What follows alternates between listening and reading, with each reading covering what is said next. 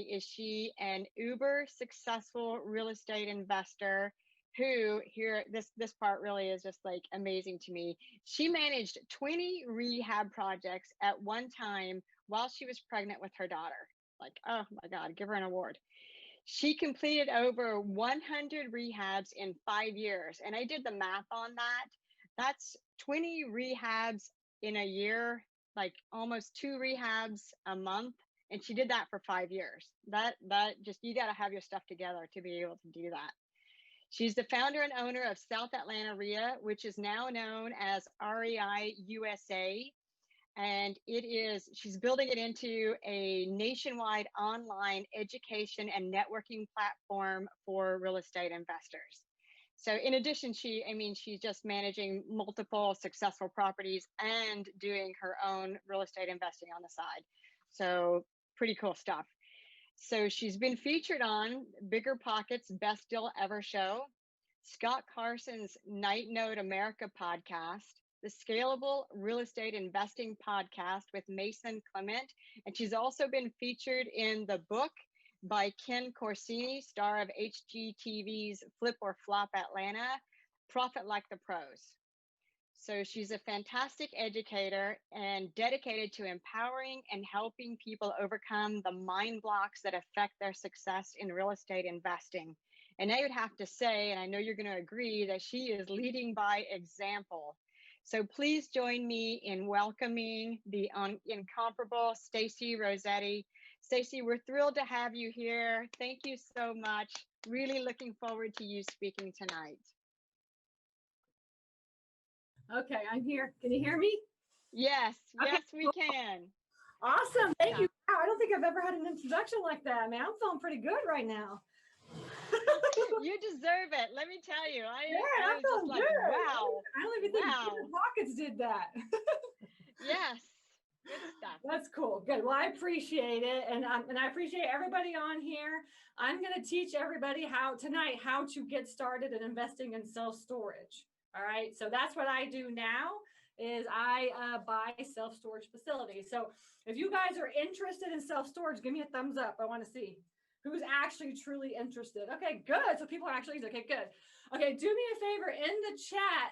Go ahead and introduce yourself to me. So tell me, are you a newbie? Like you've never done any deals, or like I've done a couple of deals, or I'm like, I'm commercial, or I'm apartments. Kind of give me an idea in the chat of who I have here in the group as well.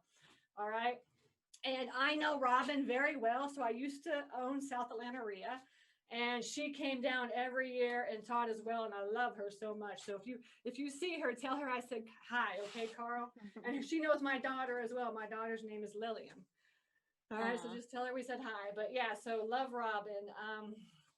Okay, cool. Good. Okay. So who do we got here? We've got Will No Deals. Will No Deals. All right. That kind of rhymes a little bit. Awesome. Lease options. Okay, good. Steve. Looking for my second deal. Okay, good. Awesome. You got to start somewhere, right? I'm a real estate agent, new to investing. Good. Awesome. Newbie. Okay, good. Okay, awesome. All right. So I'm getting to know everybody here. Okay. So I've been teaching how to invest in real estate for like maybe I think at least 8 years, 8 or 9 years. I've been investing in real estate now since 2010. And I got into real estate right in the upturn, which is was the best time, right? Because all the houses were like super cheap. And the other thing is like all the houses were really, really cheap, but there was no money at all. So what happened is I got really good at learning how to raise money. And actually I had a coach, and my coach told me, so the only way you're ever going to make it in this business is if you learn how to raise money, right? And so that's what I did. And I became 100% privately funded. And I'm still 100% privately funded today. I buy all my storage facilities with private money. All right, we're going to get into that. Okay, we're going to get into self-storage here in just a minute. Y'all are going to have to take a lot of notes. All right, are y'all ready to do that? Okay, because I'm going to give y'all a lot of information. So I want you to feel like, you're getting something out of it. All right. So I'm not like the type of person that just comes in and blah, blah, blah, blah, blah. I'm just going to show you, what I call it is my 3-step process to getting into self-storage and business. This is what I teach all my students. Okay. So, and you can check me out. Just go to stacyrossetti.com. Check me out. You can find me on YouTube as well. Okay. So what we're going to do now is with self-storage investing, we're going to go over my 3-step process. Okay. The 3 steps are finding them, funding them, and running them. All right. Finding them, funding them, and running them. All right. Everybody, when I talk to everybody, they're like, how do you find storage facilities? How do you come up with the money for all the storage facilities? And nobody ever brings up, how do you run a storage facility? Right. And the truth of the matter is that when you invest in self-storage, you're actually buying a retail business. All right. So it's kind of an investment, but at the same time, nobody really thinks about this, but once you buy a storage facility, you have to deal with tenants on a daily basis. And the thing about tenants is that you have no idea when they're going to call. All right. So they could call 8 o'clock in the morning or they could call 8 o'clock at night. Right. So you have to be just aware that when you buy a storage facility, you've got to be open to be able to answer the phone, especially if you're getting your first deal. And you guys, I want y'all to know that where you're located, there are some awesome deals out there right now. You guys are kind of in like no man's land, right? Of Florida, right? So I have a student that just picked up 171 units in Florida for $400,000, right? Kind of in your area, right? Where it's like Georgia, Florida, like in between Ocala and like the Georgia line, essentially right there. That's kind of like no man's land of Georgia, I would say, right?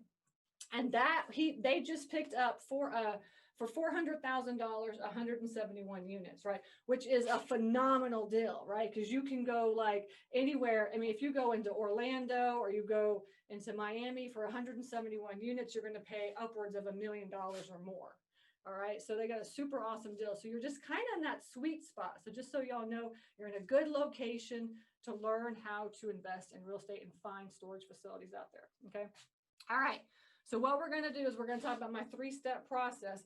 First of all, before I get started, what I want to do, I want you guys to think about storage investing. And first of all, right now, like, how the market is and how everything's going.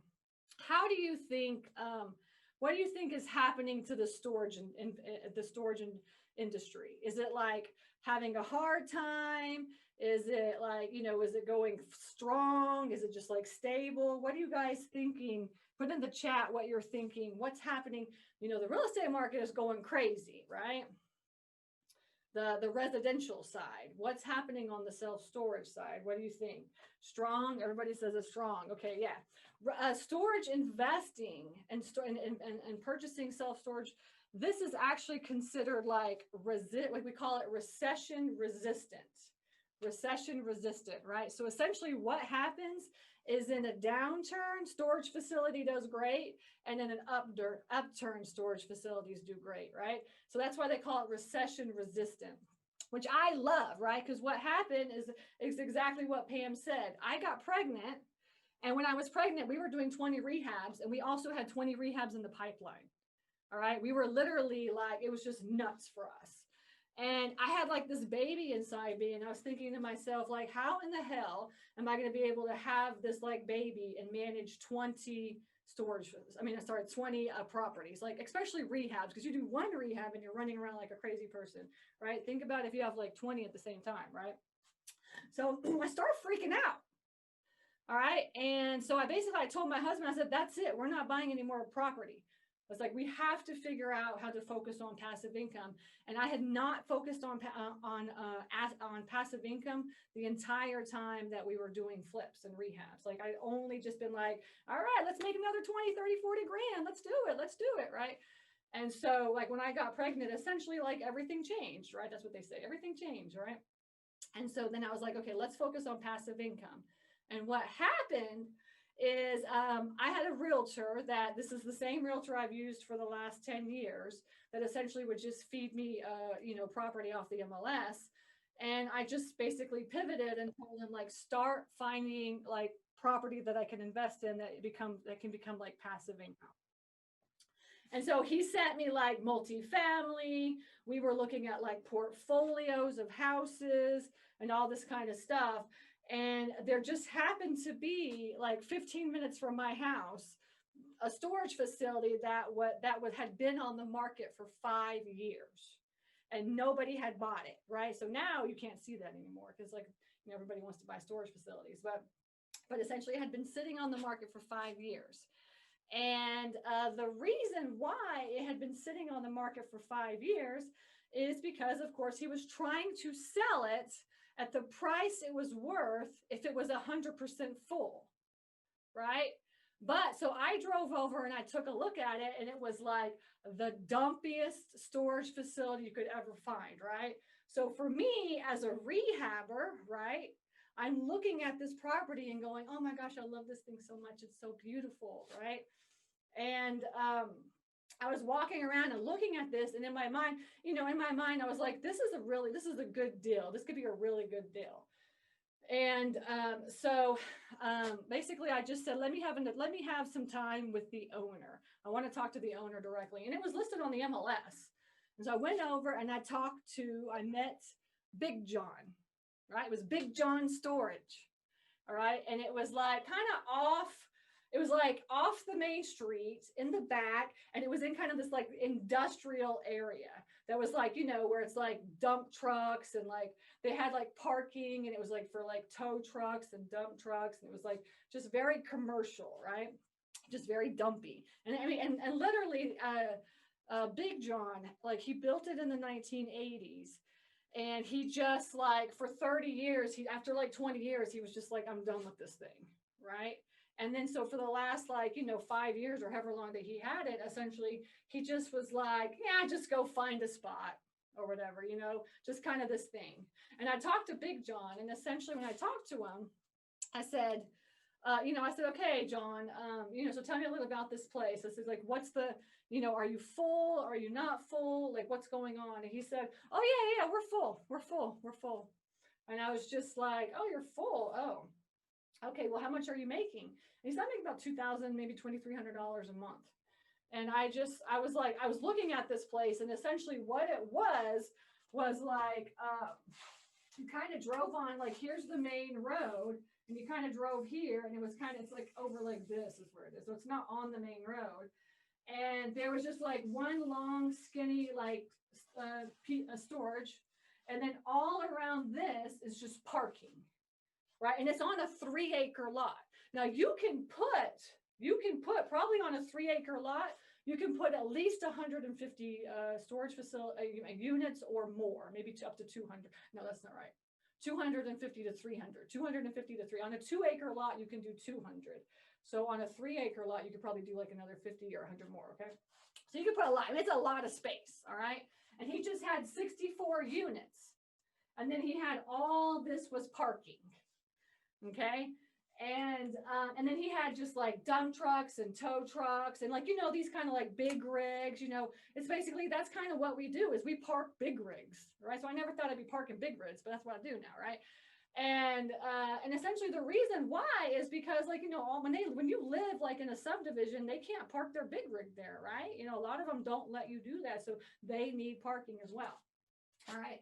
So essentially so what happened is like over the course of the last like 10 years, this place became a dumping ground. There was probably about 1,000 tires everywhere. There was like, it was just parked like just crazy. You just have like, there's like parking like this and like this. It was just like all over the place, right? And then also he was full. He told me he was full. I was like, awesome, you're full. I was like, tell me about, and I said, $2,300, you shouldn't be making $2,300. I was like, really, if you get in here and kind of like organize these are called lanes, right? Parking lanes. If you come in and organize this, right, you can really, and we ended up counting probably about 60 spots to park. All right. And then another like 60 units, right? So it's about 120 to 125 spaces. So in my mind, I was calculating them. I'm just walking around and calculating each one of these lanes probably about maybe, let's say, you know, $50 to $75, or maybe even $100 if it's like a big rig. Big rigs will pay like $200 a month, right? But so this is like anywhere from 75 to, I'm sorry, like $50 to $75 per lane. So if there is 60 lanes that you can pay, you can get $50 from, right? That's $3 grand. And then on top of that, this right here is like, you know, they're all 20 by 10s, and a 20 by 10, you could probably get at least $100 for a 20 by 10. You have to call the competition and try to see, but most of the time in this area, this is in Fayetteville, Georgia. You can get, let's just say, like, you know, $60 times 60 is 3,600, right? So I was calculating in my mind, like 3,000 plus 3,600 is 6,600. I was like, you should be making at least $6,600. I mean, that's like basically the bare minimum if you come here and organize it, right? And he was making like $2 grand a month at that, if that, $2 grand a month. So when he told me $2 grand, essentially I was just like, there's no way. I said, how? I was like, how? I asked him, I said, how can it be full and only be making $2 grand? There's no way. He said, oh yeah. I'm full, but like, that doesn't mean everybody's paying. You know, that doesn't mean anything. That just means I'm full. In fact, he said, pretty much all these units are full, and I never took anything out. He's like, I'm getting paid on maybe like 5 or 10 of these units, and that's it. You know what I'm saying? So he just, like, literally what was happening was that he was mismanaging the storage facility. He was not running the storage facility properly. Okay. So what that is actually, when you start looking for storage facilities, right? The finding them is the first step. You've got to kind of know what type of storage facilities are out there. And one of them is mismanaged facilities, right? And that's what I focus on. I focus on mismanaged facilities, because essentially what happens with mismanaged facilities is that you can get them for 25 to 50 cents on the dollar. Right. So I actually closed on a storage facility this past Friday, and I bought it for $375,000. And in 2 years, it's going to be worth probably $600,000 to $700,000. Right. So I bought it like 50 cents on the dollar. All right. The same thing for this. He was trying to sell it at $500,000. And that's when I told him, I said, John, I was like, this is not worth $500,000. I was like, your money, the numbers that you're giving me, it's worth only $200,000. Like, nobody's ever, first of all, nobody can go to a bank and get a loan for this property, because it's a mismanaged facility. And in commercial real estate, and when you start learning how to invest in, you know, in commercial property, essentially, you know that it's an asset-based, it's asset-based lending, right? So they're looking at the income, they're looking at the numbers, right? They're not looking at, like, they don't care if it's dumpy or not. If it's producing $7 grand a month, it's worth X amount of dollars based on the cap rate in that area, right? And so I tried to explain this to him, and I said, you're trying to get $500,000. That's why it's been sitting on the MLS for 5 years, and the truth is, it's really only worth like $200,000. Now, in my mind, I knew I would pay $250,000, but I told him $200,000. And I said, my number is $200,000. And the reason why is because there's no bank that's going to loan on this. You don't have any P&L. You have no balance sheet.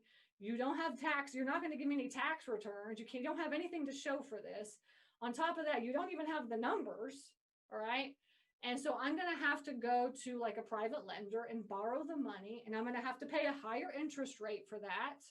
Because I'm going to pay a higher interest rate, I only can afford $200,000 for this property, right? And I kind of explained to him so he understood that, like, his number, nobody was ever going to be able to buy this for the number that he wanted. And so I offered $200,000, and then he's like, no, I'm not selling it for $200,000. I was like, I'll say, well, my offer is $200,000, and in fact, I can close in like 30 days if you want to do $200,000. And so he said, no, right? I'm not going to do it. And of course, then like a couple days later, he called me back. He called my realtor back and said, okay, let's do $250,000. And I was like, okay, I'll do $250,000. So essentially, I got this property for $250,000. On average, it's making around between $7,000 to $8,000 a month. Okay, my mortgage on this is about $2,000, right? Right. So $5,000. Now, how much does it cost to run a facility? Right? How much does it cost on average? Is what anybody think of? What are some expenses that would come up for a storage facility? Put them in the chat if you want, or unmute yourself, either way. Management, there's like, you don't, and I have essentially, we own like, okay, so by the end of February, we'll have around 800 doors. And we have an office manager that works like 40 hours a week, and that's it. All right. I mean, so, you know, storage facilities do not need a lot, like they don't need a lot of work. And you would never hire a management company to manage this because it doesn't take that much work. The only thing that takes a lot of work in storage facility investing is answering the phones. And the reason why is because you have no idea when somebody's going to call. Right? So essentially the first person that I would hire is somebody just answer the phones, because I'm not going to answer the phones. But the way that we run our storage facilities, right? So we're going to talk the whole night about finding, funding, and running them, right? That's what we're going to be talking about. Running a storage facility, you usually are running your numbers at like 30 to 35% for expenses. Right. So for, you know, 35% would be like of the income that you make. All right. So $7,000. Okay. So another $2,000. Right. So essentially it's going to cost us $2,000 plus $2,000 for our mortgage. Right. So we're paying. So essentially we're netting about $3,000 a month. And that's basically that's how it works. We net about $3,000 a month every single month on that facility. And in fact, I have not been to that facility in like 2 or 3 years. All right. And we are completely electronic and completely virtual. We are what's called in the industry contactless, which just but we were like that like 5 years ago. Essentially what happened with COVID, all these like mom and pop shops that, you know, you drive to the facility and you sign the contract, they had a hell of a time, right? But we did not do that because from the very beginning, we were completely electronic and virtual. In fact, I teach my students, you know, if you're going to invest in passive income, make it passive, right? That's the whole point of having passive income. So for me, my rule is I have to be able to run my company from anywhere in the world, right? So that we can, because our goal is to travel 6 to 8 months out of the year. In fact, this past year, we traveled 6 months. We did 4 months, we did 16 national parks in 16 weeks from May into August. And then we also did 2 months in Maine at the end of the year, November and December. Right. And the thing is that you can run your storage facilities from anywhere that you want if you learn how to become virtual, contactless, electronic. And you do that by just having a project management software, right, to manage everything, and somebody to answer your phones, right? Because that's essentially the bulk of the work. Now, when we bought this facility, right, the first year, I mean, we had it took us literally 18 months to figure out what we were doing.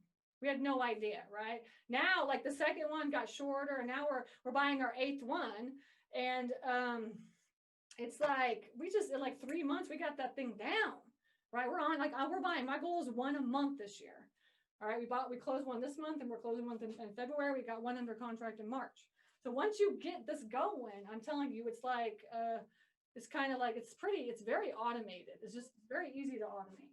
Okay, so when you look at expenses for storage facilities, essentially you're going to calculate 30%. For these types of facilities, I focus on $1 million or less. My sweet spot is probably around 200 to 500,000. That's kind of what I focus on, because we noticed over the course of the last 5 years we've been doing this that that, you know, we can just manage these. So you just manage these easier. So what we do is we buy them in portfolios. So like we just picked one up in Valdosta, and like we picked another one up like in Waycross, and then we picked another one up like in Hawkinsville, which is they're all like an hour from each other. And essentially what we do is we create this portfolio. So now instead of having just like, you know, 75 or, you know, 100 units, we've got like 300 units, really. And the way that you think about storage investing is like, you want to kind of create these portfolios so that when you want to, if you ever decide to sell, it's so much easier to sell it's really so much easier to sell 200 or 300 units. And people don't understand this, but it's 200 to 300 is like super easy to sell versus like a 50 unit or 100 unit facility. All right. So that's kind of how we work. We call them portfolios. And then what we do is we hire a boots on the ground person to manage all that for us. And then our office manager is the one that just answers their phone. So very, very simple operation, just completely vertically integrated. We have an office manager, and then we have for each area that we have 3 different areas where we have storage facilities, and they each have one boots on the ground person. And that boots on the ground person essentially goes to the facility. In the very beginning, they go a lot to the facility, right? Because they're cleaning out units and trying to get things in order and stuff like that. But then after they kind of get that all done, essentially they just go once a week to, like, you know, make sure there's no trash, sweep and broom sweep everything. And then, you know, and that's it. And just kind of like maybe lock people out or whatever. Right. So very hands off, essentially. Okay. Any questions on that? Just put it into the chat. Okay. Good. Yeah. So, and then I'll just go through, how do you evict? You have to have auctions.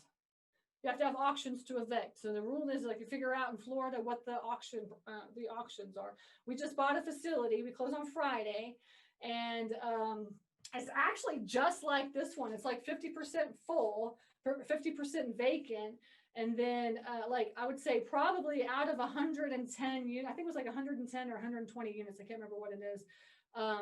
Probably about, I think we had like 30 to 35 are going to auction, and we just closed on those. It's just like full units that the owner never cleaned out. Okay. And so we're going to auction. We have to do the auction process. We have to go through the state of Georgia and do the entire auction process. So you have to learn how to do that. I'm not going to sit there and talk about that now. That's something that if you're interested in buying my course, my storage course, my husband actually does all that for us. So I find them and fund them, and then my husband runs them, essentially, is how it works with us. And so he goes through in my storage course, and he like talks about auction and how he does it. He said how he systematizes and automates everything. Okay, so you'll see that in the storage course. Okay, so finding them and funding them. So number one, all right, there's 5 different ways to invest in self-storage. 5 ways. And actually, how much time do I have, Pam? Till 7:30 or 8? Can you hear me, Stacy? Yeah. Okay, till 8 o'clock. 8 o'clock. Okay, good. All right, we got an hour. Awesome. Okay. All right. So there's 5 ways to invest in self-storage. You have to see this? You're not going to see this. That's better. Yes. Okay. All right. Okay, number 1, my favorite is mismanaged facilities. Mismanaged. Okay. So mismanaged is you're buying them 25 to 50 cents on the dollar. All right. Mismanaged means that the owners are just sick and tired of them. All right. And so you got to get out there and find these. Okay. Mismanaged means that you are going to have to come out of pocket when you buy the property every single month, because you are not going to make enough money to pay the mortgage. You're not going to make enough money to pay the expenses, right? So the one that we just bought in Valdosta it was $275,000, and it's making about $1,000 a month, right?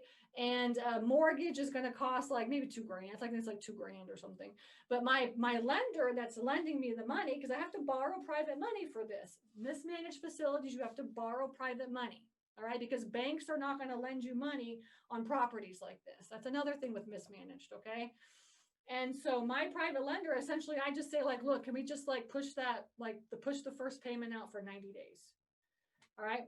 And so then we just work it out like that. And then they just give me like a 5-year loan for, for it. It's going to say mismanaged properties. It's going to take you a year to get that thing up to 100% full. Okay. So you're going to have to come out of pocket every month for a year. And then when it starts getting 100% full, then you're going to start turning a profit, right? Start making a profit. And then it's going to take you, then you need 2 years of tax returns to show that you've turned the profit. And then once you get those 2 years of tax returns, what do? You go back and you refi that out and you get it at a lower interest rate. And right now, if you find what's called income producing properties,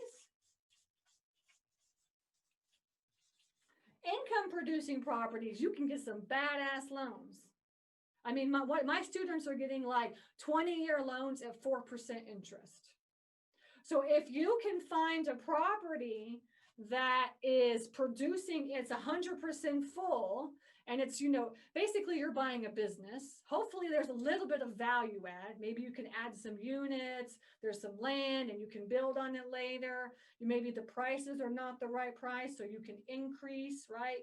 Increase the cost, the rent, right? So that maybe there's a little bit of value add, whereas like mismanaged property, there's like a lot of value add, right? And the income producing is like less value add, more business, right?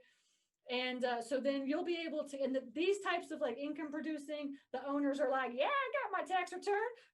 Yeah, because they're like all proud of running their businesses and stuff. They're like, yeah, I'll give you my P&L. I was making this much. It's worth this much money. Bam, like this, right? So then you just gather all that and then you go to a bank and you get 4% interest. You have to put 20% down. That's another thing. You got to put 20% down with this stuff, right? When you go to a bank, you have to put 20% down. And you can go to SBA loan, and SBA loan is maybe you can get like 15% down or 10% down. Back in the day, you could get like 10% down. Now it's like, it's up, right? They're like, we want some more money down, right? But I mean, it'll probably go, it'll go down eventually to like maybe 15 to 20. SBA loans are a little bit more expensive on the interest rate and on the, but then let's see. So SBA loans are more expensive on the interest rate, like around 5 to 6% interest, but you can put less money down, right? Whereas like a local bank is going to give you, 4% interest with 20% down. All right. See how that kind of works a little bit? But so income producing properties are properties where you can get all the documents and you can take it to a bank and get a loan, right? What my strategy is that I'm like, oh my gosh, just bought this property and I'm going to come out of pocket like $2,000 every single month. I guess I'll go find an income producing property to offset this mismanaged property, right? So now I'm just making them $0 essentially, but I'm not coming out of pocket. All right. So for instance, the one I closed this month, I'm going to have to come out of pocket a couple $1,000. Well, the one that I'm closing next month, that's 100% full. I'm going to be able to pay that. I'm making $2,000 a month. So I'm balancing it out. So that's kind of how we strategize too as well, is we balance out one versus the other. Okay. Any questions on that? Okay. What are you doing? Too much information? Good. Thumbs up. Okay, good. Okay. Okay, so mismanaged, and so it's really your personality. I mean, I'm a rehabber at heart, right? So like, and then I'm also 100% privately funded, right? I've been like for 10 years, people just, I just borrow money from people. So what happened is I just convinced my lenders to just roll that money over into storage facilities. Right. And that's kind of how I just moved into the storage facility world. And for me, just raising money, remember I said back in the day, there was a lot of houses and no money. So I learned how to raise money. Right. And my coach told me back in the day when I started 10 years ago, he was like, the only way you're going to make it is if you learn how to learn how to raise money. So I learned how to raise money. So I'm a money magnet. Right. So for me, I like mismanaged properties. And the reason why is because I want to buy that thing for, 50 cents on the dollar and in 3 years sell that for double the price. That's what I like. Now, what you can do if you do have money is you could also get into new construction. There is not enough storage facilities in the world, right? We talked about the market is strong. Storage facilities are recession resistant. I just got off of a webinar from Marcus and Millichap maybe a week or so ago. Marcus and Millichap, if y'all don't know, is a commercial broker, and essentially they just it's like data. It's like commercial data is what it is. So anyways, they were talking like they only ever have like on these webinars, they only like the little people are never represented on these webinars. All right. We got the big people from like CubeSmart and U-Haul and stuff on there. And most of the time, see those companies, they run their numbers at literally 70 to 80% full. Right. I'm running my numbers at 100, like 92% full, essentially is what we run our numbers at. They're running their numbers at like, they're happy if they're getting 80% full. Well, guess what? They're all full, 100%. Like essentially what they're saying on this webinar is they have never seen anything like this ever in the storage industry world. All these facilities out there, these big huge ones, they're all full. And they're saying build, like now is the time to build. And essentially, I think really kind of over the course of the next years, not only for commercial, but also for residential, new construction is going to be like one of the things that you should be focusing on, right? So if you are a new construction person in here, or you got like a strong stomach, because I've done some new construction, it's a lot of work, right? But if you got a strong stomach and you just got patience and you want to just do that, you can make a lot of money, because essentially new construction is 3 times, right? It's about $25 a square foot to build, right? You got to clear the land. You got to make sure with zoning that there ain't no issues, right? But essentially you can make a lot of money with new construction. It just it'll take you 3 to 5 years, 2 years to build and another 3 years to get that thing up and running and full so you can sell it. So you just got to be in it for the long haul. Right. So I just talked to somebody on the phone that wanted to do a consultation with me. And essentially it took them 3 years to get the permit, 3 years to get the permit. Can you imagine? I was like, man, that's a long time. And then they borrowed the money. It cost them $500,000. They borrowed the money to clear the land and build the storage facility. And they have 150 units, right? They got it appraised at like, once it's 100% full, it's worth like between 1.2 and $1.5 million. All right. And it's really like, but it's triple the amount of money that you put into it, but it's just a lot of time to get there. But I have students in my mastermind where they're just like, I'm in it for the long haul. Let's do it. So it's just kind of like, what's your cup of tea, right? Okay, good. New construction is the third way to get into storage investing. The fourth way is developing, right? Developing. And everybody's seen this. Everybody's seen this, right? I'm driving down the road and there was like an old, Walgreens, right? And you're like, oh, that poor building. What are you going to do with that thing? Guess what? You're going to buy that and you're going to turn it into a storage facility. That's what you're going to do, right? And I'm telling you, you're going to see this more and more and more.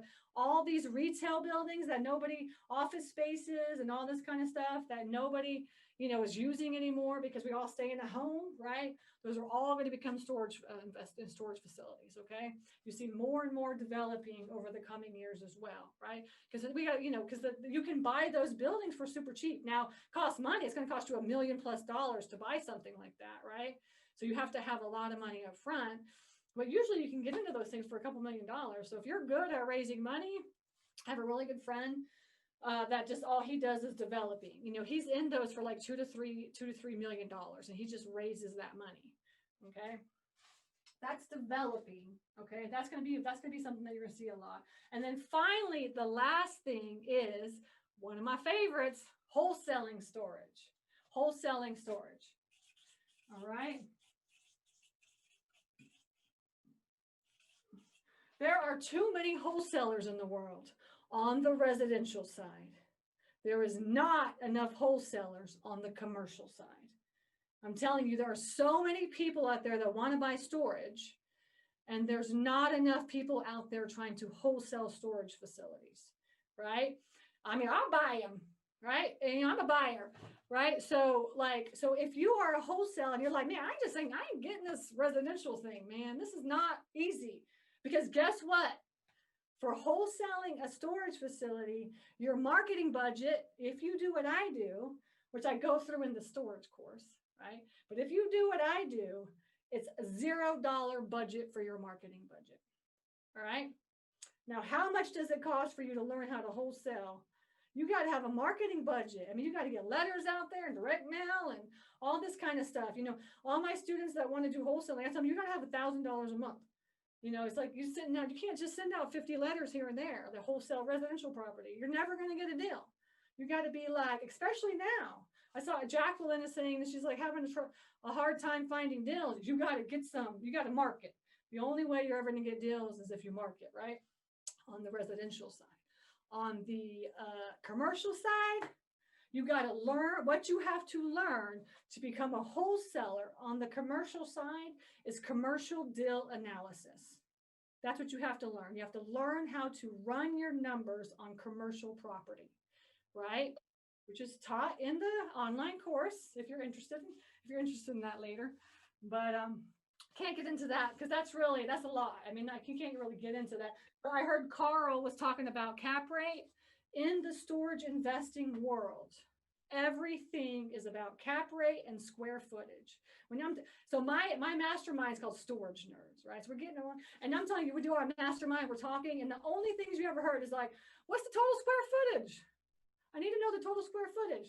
What's the cap rate? I mean, that's what we're saying in our mastermind, right? So you start talking to storage facility people, it's all about square footage. Why? Because storage facilities are considered warehouses, right? It's insured as a warehouse. It's analyzed as a warehouse, right? It's not analyzed as a multifamily. All right, it's not a multifamily. It's completely different on the commercial side. You know, there's differences. It's just that it's not doors. Like you can't be like I said, I have 800 doors. Nobody cares about that.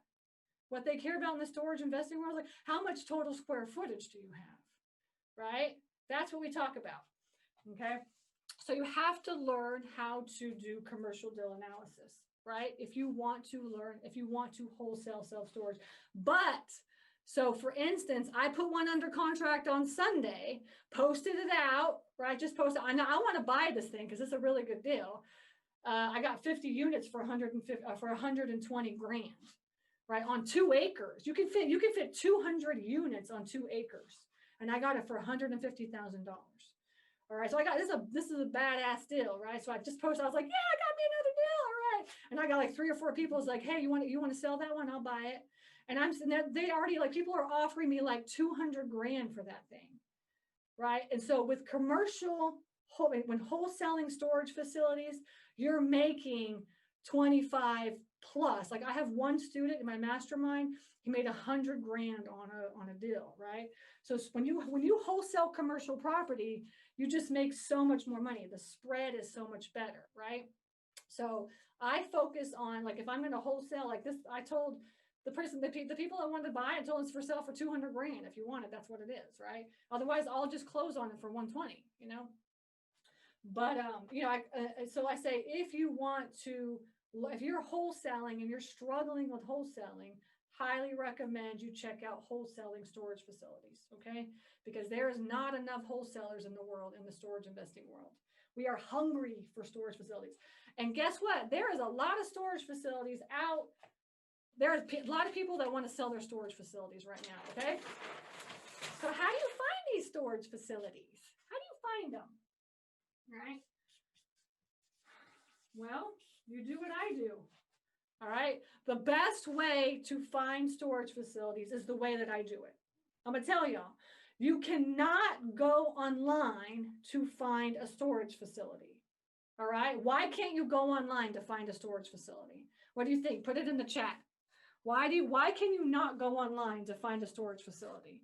Because there's like Crexy and LoopNet, there's like commercial MLSs, stuff like this, right? Why do you think? Too inflated, exactly. Craig said it. There's too many hands in the pot, and the prices are way too much, number one. And number two, I have a love-hate relationship with real estate brokers, especially on the commercial side, because the truth of the matter is Most of them have no idea how to run commercial deal analysis. All right. They're just like, oh, I see this one over here is going for 3,000 a door. I'll do this for 3,000 a door. All right. Or whatever, and the thing is, I talk to realtors all the time, the commercial brokers, and they just literally have no idea how to run numbers. And they just come up with these numbers, like ridiculous numbers. And then what happens is that then the facilities just sit on the market because nobody wants to buy that. I mean, essentially, they're not doing anybody justice, right? So if you're a commercial real estate agent or broker, I highly recommend that you learn how to run commercial deal analysis for storage facilities, and just help the industry out, because I'm telling you, the prices are ridiculous right now. Okay. Now let's talk about cap rate. I know Carl's going to talk about this a little bit in his little group that he has. But essentially the way that it works in a city, like in an area, right, is you'll have like the city, right, is like right here. And then you have, this is like the primary market. And then you have the secondary market. And then you have the tertiary market. Okay. All right. This right here, most of the time is like a 5 to 7% cap rate. This is like U-Hauls, public storage, right? This is like all these, they're okay with spending $2 million to make $200,000 or $300,000 or $400,000. Like, it's just like very weird to me because they have so much money, right? And they're all about volume, right? But, right. So we can't afford these unless you got like millions of dollars, right?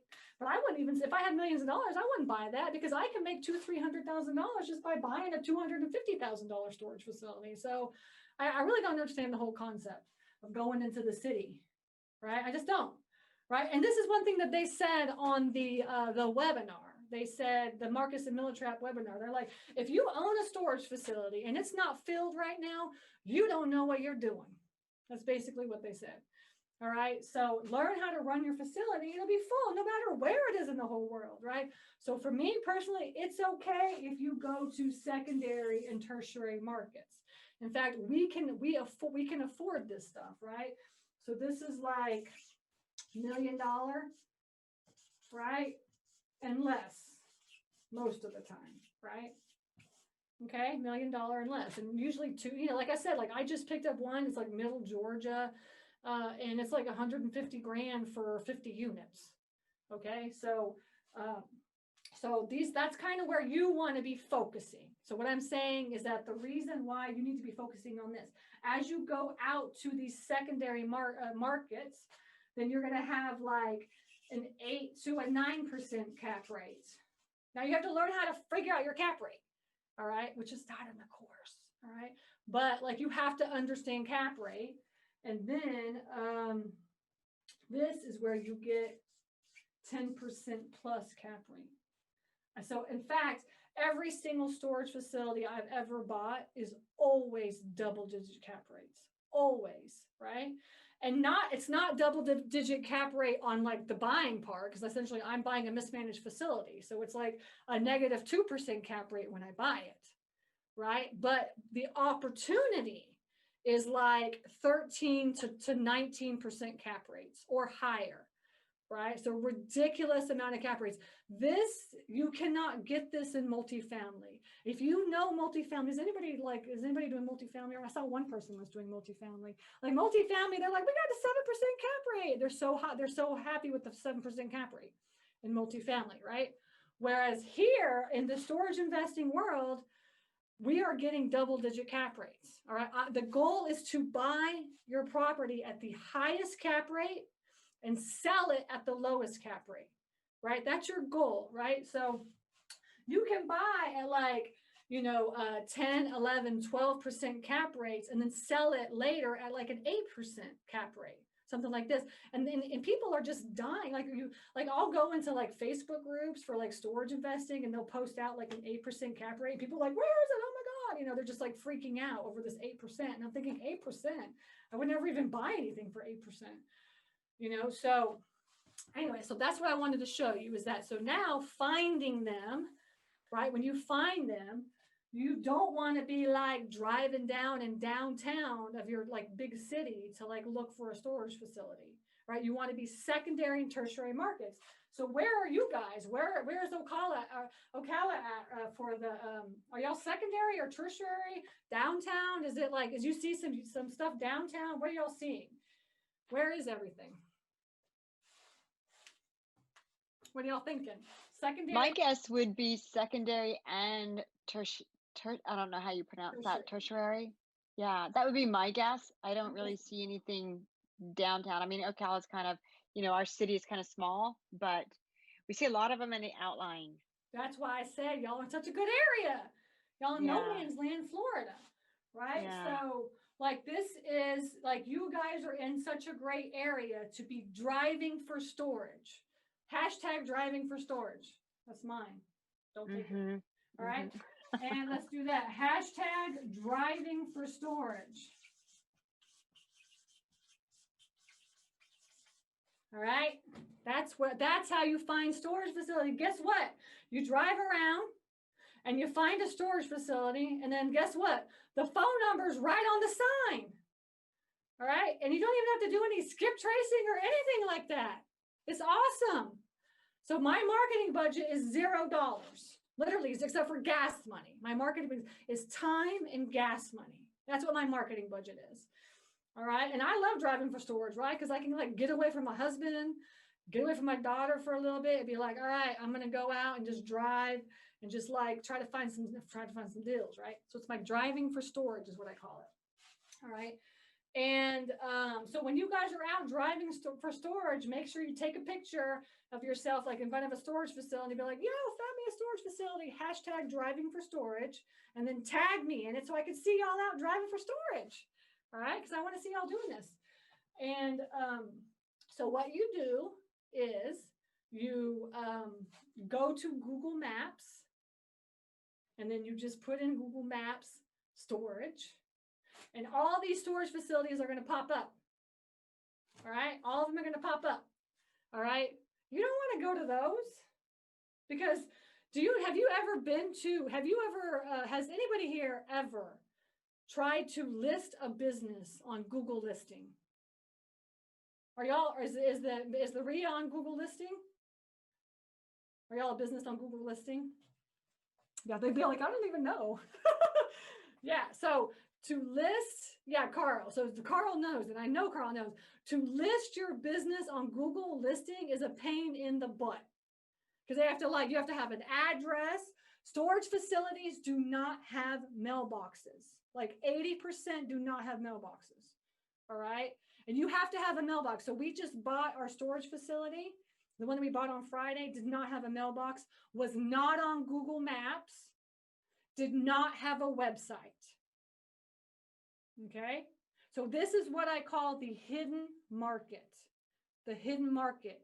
You have to find the storage facilities that are not on Google Maps, right? And you have to go and find them. So the only way you can do that is by driving around for storage, okay? So that is your homework. That's step one. Step one is just to be like, okay, I'm going to go look on Google Maps and kind of see where they all are. And guess what? Where they all are at, I can guarantee you there's some that are not on Google Maps. That's because they all kind of go in cluster, you're all kind of like clustery and stuff. Every once in a while you get like some random one that's like off, but they're all kind of like near each other. Okay. So that's step one, is you got to get out there and drive for storage. And then when you get out there and drive, guess what? The phone number's on the sign. You just got to call the number. And if an office manager answers, that is not the right facility. All right, you want to talk to a facility that the owner answers. All right. And so what happened? So what we did in November, right before Thanksgiving, so we left like actually the first week of November, the first weekend of November, because we left right after that to go to Maine. We went driving for storage. And we went down, like we drove all the way from, like, I live in Jasper, Georgia, which is in the mountains, or in the North Georgia mountains. Okay. And we drove all the way down to Valdosta. And I was like, this is our spot, Valdosta. We're going to just start driving for storage. And we just drove we drove down and we stopped on Friday. We stopped along the way and we just stopped at like whatever storage facilities we could find along the way. And the one that we put under contract on Sunday was one of the ones that we found, an abandoned storage facility by just driving around. It's literally an abandoned facility, just sitting there on 2 acres, like looking like a dumpy thing. If you follow me on social media, you'll be able to see what it looks like. Okay, so make sure y'all follow me. And so we went so we stopped in and tried to, we have to try to figure out, there's no sign or anything. So we had to skip trace this one. Okay, so it's abandoned. And then we just went on our way and just kept driving for storage and looking for storage facilities. And we spent all day Friday, all day Saturday, and all day Sunday. We drove I think 15 to 20 hours over a course of three days. All right. We found anywhere from 40 to 50 facilities, not on Google Maps, not on Google Maps. All right. And then guess what we did after we got those facilities? After we got that, what we did is right when you're in front of that facility, you call. Because guess what? If the owner wants to sell, he lives right around the corner, I can guarantee you. All right, so that's what happened. So essentially, we drove up to one. This is in Valdosta, on the outskirts of Valdosta. And I was like, oh my God, this is dumpy. Let's call this one. All right, so we called. And actually this one, an office manager, supposed office manager, answered the phone. So I was like, hey, just wondering. And I said, I'm just wondering, if you have any units for sale. If an office manager answers, I just talk to him like I'm a tenant. I was like, yeah, I just wondering if you have any units for, and if you have any units. And she's like, yeah, we got some units. And that's basically how she sounded. And I was like, okay, well, how much are they? What sizes do you have? She'll be at 10 by 10s and 5 by 10s and 20 by 20, 20 by 10s. And I said, oh, I'm really interested in getting one. What's the price? And I said, do you have availability? She says, well, she's like, are you really serious about getting a unit? Because if you are, I'm going to have to go down there and look to see which ones we have available. That's exactly what she said. I was like the worst office manager in the whole world. So I was like, oh, nah, I'm not interested, thanks, And I just immediately, we skipped trace and we found the owner. And we called the owner up. And he was like, hello. You could just tell he was old as dirt, right? And I was like, hi, is this Sammy Long? Because guess what? If you look up their property records, 80% of all the storage facility owners, that property is in their own name. It's in their own name. How crazy is that? They're just sole proprietors. Anyway, so called Sammy. I was like, hi, Sammy. I was like, is this Sammy? And he said, yeah, this is Sammy. I said, this is Stacy. I said, hi, I'm Stacy Rossetti. He said, do I know you? And I was like, no. I said, I want to buy your storage facility. And then there was a pause. And he was like, when can you come over? That's what he said. And I was like, I could go over right now. He's like, I live 5 minutes away around the corner. That's what he said. And so I drove on over there and we sat in his living room for an hour and a half, 2 hours, just he told me his whole life story, right? And he wanted to sell that thing for $300,000. And it's worth probably if I bought it as it is, it's not even worth that much. It's probably not even worth 150,000. And I said, I'll buy it for you for $275,000. That's what I can do. And he was like, you sat with me for an hour and a half. He's like, I really like you. He's like, fine, just take it. So we put that thing under contract right then and there. So the exact same way that you do houses and put that thing under contract, you can do the exact same thing for storage facilities. Just doing exactly what I just told you. Okay. Now, I know how to run the numbers and look at the numbers. So for me, I kind of know if it's a good deal or not, right? Because I've been doing this for a while. But essentially the truth is how do you know if that's a good deal? And in fact, what he said was, he said every week somebody calls me and I said, my price is $300,000. That's it. When he told me, and he told me on the phone, he said, I'll sell it for $300,000. I said, I'll buy it for $300,000.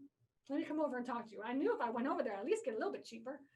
you know, and so I talked to him, and I kind of know like how to run numbers and like what these things are worth. I really just kind of know this. But the truth of the matter is that you've got to know, is it in the secondary market or a tertiary market, right? And you also have to know what the cap rate is, right? You have to understand commercial deal analysis. So you have to know, you have to learn like how to run cash on cash return and your ROI and your yield. And like when you get into like commercial deal analysis and you're like talking like, and this, if you're a storage nerd like me, essentially like in my private Facebook group, people are like, oh yeah, what's the cash on cash return for that thing? You know, oh, what's the yield for that sucker? You know, that's like how we talk. All right. So essentially the point is that finding them, everybody's like, how do I find these things? Honestly, this is the easy part. This is the easy part.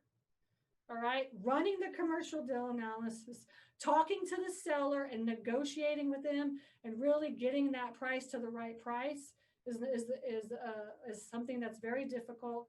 And then on top of that, funding them, that's going to be a hard part. And then also running them, right? Because now if you buy this thing, right, we're buying this now, it's like, how do we truly make it passive income? How do we truly make it so that we can be anywhere in the world and go on vacation for like 6 to 8 months, right? And you have to be able to understand how to do that. Okay, so that's kind of how finding them is. Any questions on finding them? I just told you exactly how I find my storage facilities.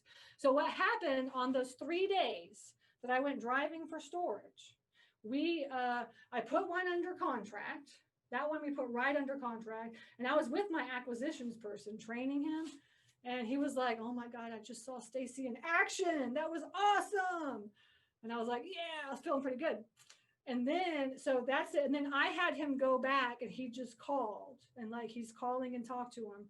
And we found a couple other ones. And when we were calling and talking to everybody, there was like 2 or 3 others that were like, yeah, I really want to sell, but it was like, the prices were a little too high. And I was like, now we got to go back and we got to work those numbers. We got to work it.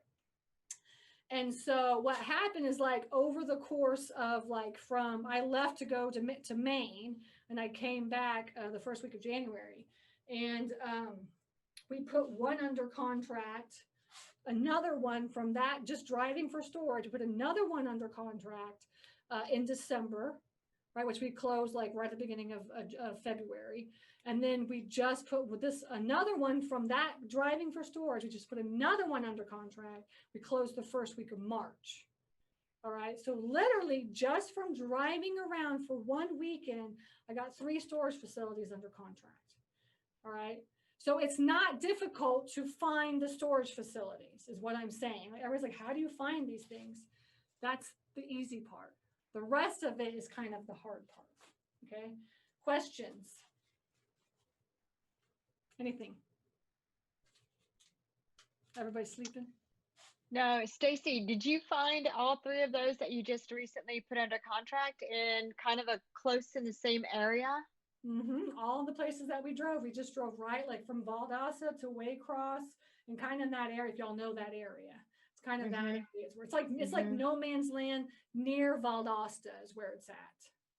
And so you were going towards the water. So my goal is like to get towards the water. So storage facility over there. So I could be like, oh, I need like a home base. I need to be either, because I was like, I want to buy a house in Valdosta so we can have like a home day. That's only like an hour and a half away from the beach or something like that. And then I was like, maybe I can get another house like near Brunswick, and that could be next to like, go to the beach over there. Then I could have like 2 beach houses and then a whole bunch of storage facilities like right in the middle. That's the goal. Okay. I wondered how you chose, because it sounded like you were on a road trip and coming down from the mountains, and then you decided on Valdosta, but you had a plan. Beach houses. Okay. That was my goal. That's the underlying goal, some beach houses. And the houses are so cheap down here. I was like looking at houses, like, man, they're like, I was looking at like you can buy like in the middle of Georgia, you can find houses for like 20 to 50 grand. Yeah, you can get a lot of bang for your buck. I was like, yeah, I could just pay cash and have like a home base. Yeah. Good plan. I love it. So that was the thing. And actually that's really is like, where did I want my beach property at? I was like, I'll either do like on this side or this side, and I'll just get some storage facilities in the middle. Yeah. Okay, good. Okay. Any other questions about finding them? Okay. All right. So now we get into funding them. All right. Funding them. All right. Okay. Actually, let's go back to this. We kind of talked about this a little bit, right? We talked about this a little bit, funding your storage facilities. And it really kind of depends on which path you go down. The truth of the matter is you have no idea what what the first property is that you come across, right? It could be a mismanaged property. It could be a cash flowing property, right? You just have no idea what you're going to find. So it's not like you can be like, all right, I'm going to prepare for funding for this way or whatever, right? It's really kind of like, what are you going to come across, right? So essentially with mismanaged facilities, right, you are going to have to be privately funded, right? Privately funded, right? So I own millions of dollars worth of storage facilities, and I have not put a dime of my own money into any of them. All right. So that's how you manage mismanaged properties. Now, I do come out of pocket to manage them on a regular basis, right? If I'm short or whatever. So that's me. But essentially, to purchase all those storage facilities, my lenders fund 100% of the loan. So I don't put any money into that deal at all. Okay. That is mismanaged properties. So you have to learn how to raise money. And I mean, essentially, if you want to be a real estate investor, you got to learn how to raise money. That's just how it is. All right. You got to focus on that. Okay. Number 2 is the income producing, right? We talked about this. If you find properties that are full, then essentially, and they're like producing income, and you can get a P&L and a balance sheet, then you're going to just take that and either get an SBA loan, get like some sort of commercial broker to lend you the money, or you're going to go to like a local bank. All right. And local banks have like the best terms. Like you don't want to go to Wells Fargo or like, whatever they're called, what they call Chase banks and stuff. You want to go to like local, like, whatever, like community banks and stuff. And they love lending on storage facilities. In fact, every bank loves storage facilities. Okay. All right. So income producing is that, right? So get the P&L on the balance sheet so you can go to the bank and get the loan. And then new construction is a bank loan. My students are getting bank loans left and right, literally left and right. The banks are lending on new construction right now. They are, right? So if you've got that 20% down, highly recommend considering new construction, okay? Just as long as you're patient. You got to just be patient with that, okay? And the developing is like syndication, right? That's syndicating. That's like really kind of like creating funds, right? And syndicating so you can do bigger deals. And then wholesalers don't need any money. As I said, you don't need any money at all for wholesaling. All you need is time and gas. Well, actually, you need gas money. You need gas money. That's what you need. Okay. That's funding. That's really the high level of funding storage. Any questions on funding? Anything you could think of? Okay. All right. Finally, we have running them. Running them. All right. How do you run your storage facilities? All right. The most important thing about running your storage facility is to be virtual, contactless, electronic. That's the most important thing, right? So gone are the days where you go and like sit there and have them meet them and get the contract signed, right? Gone are the days that, because like when we closed on the property on Friday, we met Sammy, right? Went over to his house and he was like, come over to my house and I'll give you the contracts. And then he gave me like the stack of contracts. And I mean, essentially and then like, he didn't even put the information on it. I was like, why the hell do we even get this contract? Because like in order to get the contracts, essentially you need all the information from all the tenants, so you can call them and let them know that like you're changing ownership, right? Half of the numbers we called them all, like 80%, all the numbers are wrong, and he has no email at all, right? At all. I mean, so we're just gonna have to like skip trace and all kinds of stuff. We're gonna have to do auction and skip trace and all kinds of stuff. So essentially, like it's not a good idea to like do everything paper form. First of all, you have to go meet everybody, and then you have to have an office. I mean, who needs an office? You don't need an office anymore. That's just an expense. Who needs that? Nobody. All right. So then you just like answer the phone, take the information down, and then you just and then essentially you're gonna get a software that automates everything, right? So essentially, like the contract is signed online, right? They get an account. They can go into their account. They can see all their payments. Just typical online. Online management for your, for your properties. You can do this also, for your residential properties. I highly recommend that you check out Rent Ready if you don't have that. Great guy, Ed. But you can do the same thing with like there's software companies that they just made to manage storage facilities is what it is. Okay. So you figure out which one you want to do, you pick one, and they're all like, different types and different sizes and stuff like this. And we use storage is what we use internally. But there's all kinds. And as I said, you got to just like talk to them all and see which one best fits. Okay.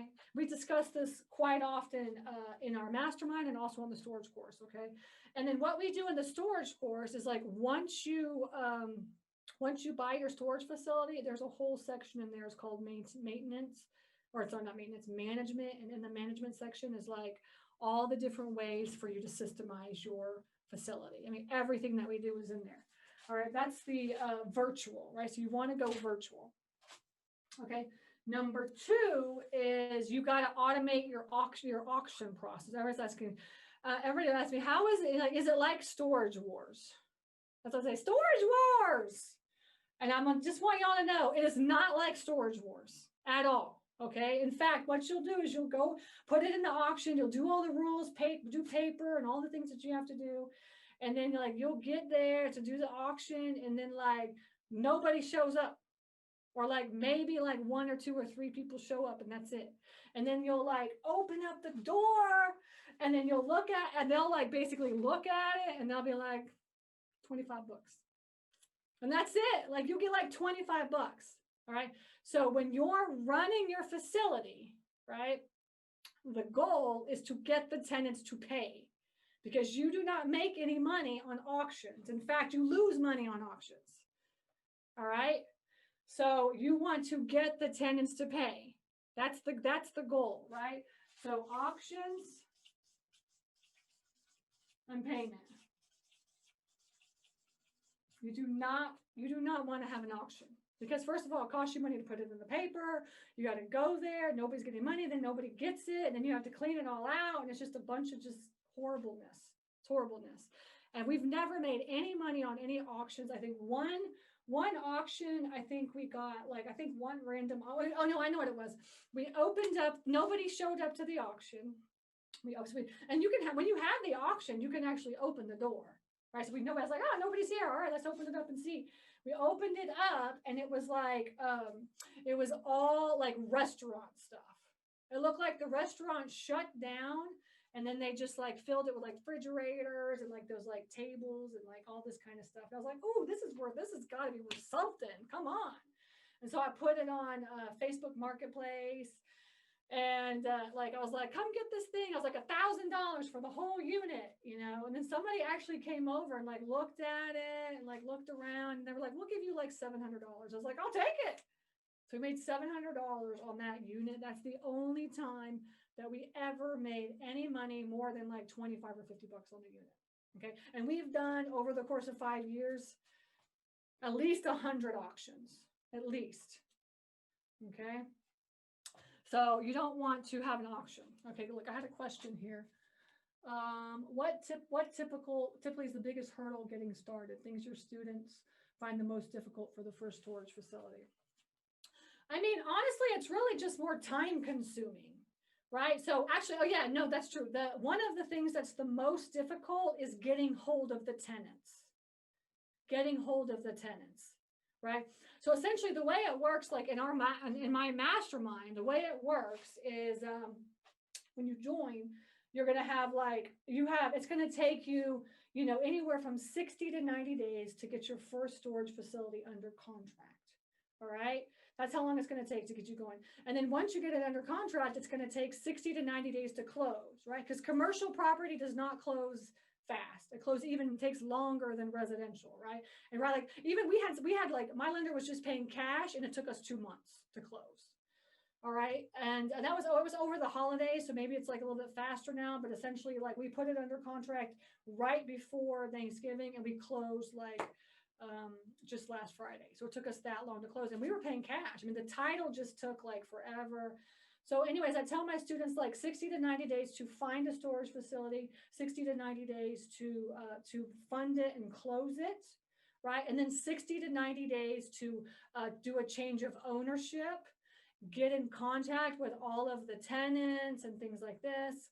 And then after you kind of do that, you're like, okay, now, yeah, it's starting to go, right? The last 60 to 90 days is like, you know what?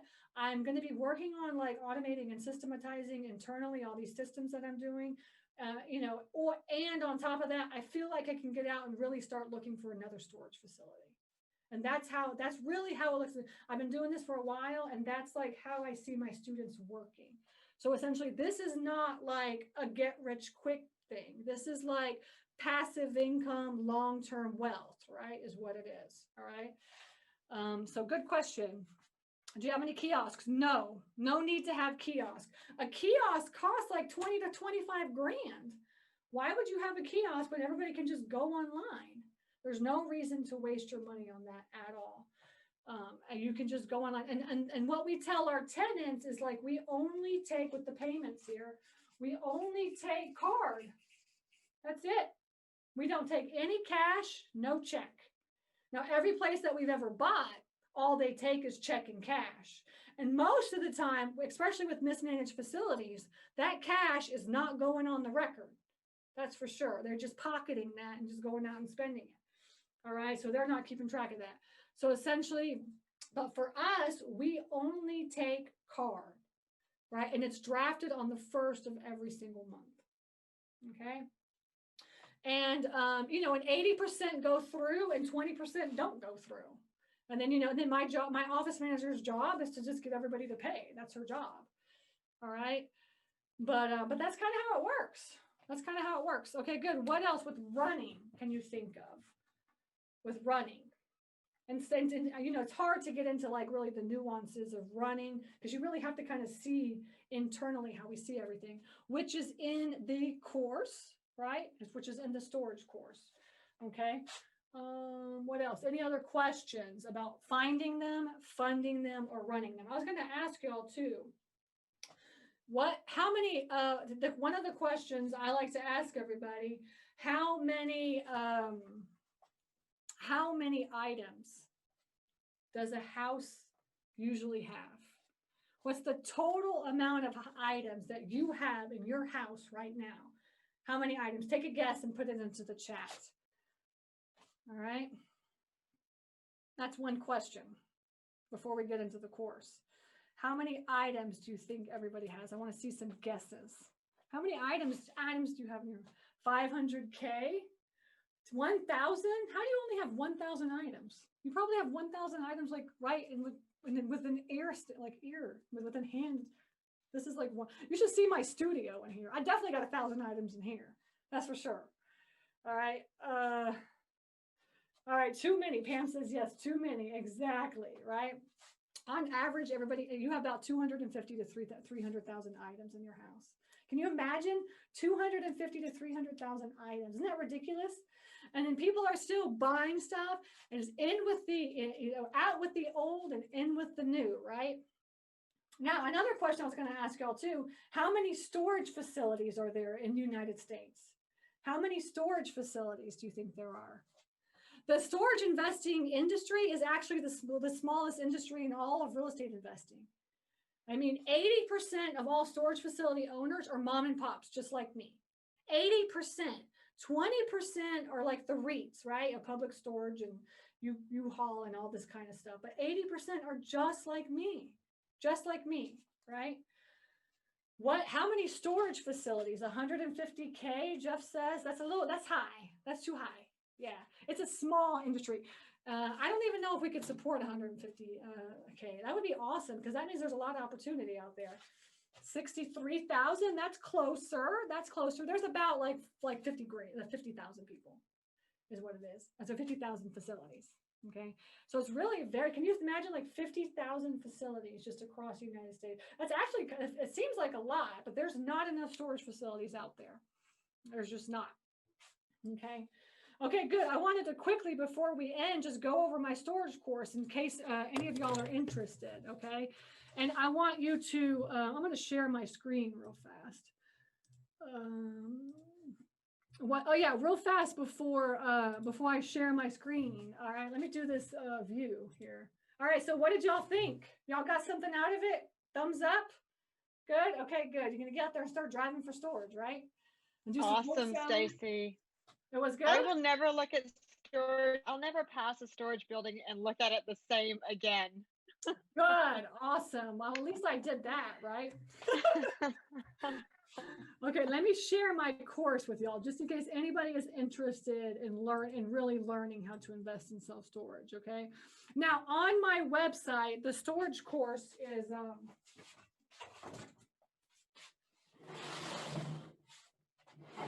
on my website, the storage course is $19.97.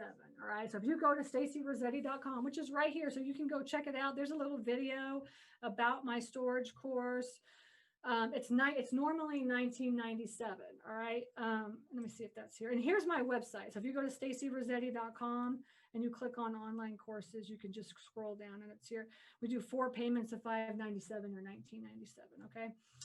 Now, what I was going to do for y'all, if you're interested, essentially the way that my storage course works, actually, let me just write it out real fast so y'all can see. All right, is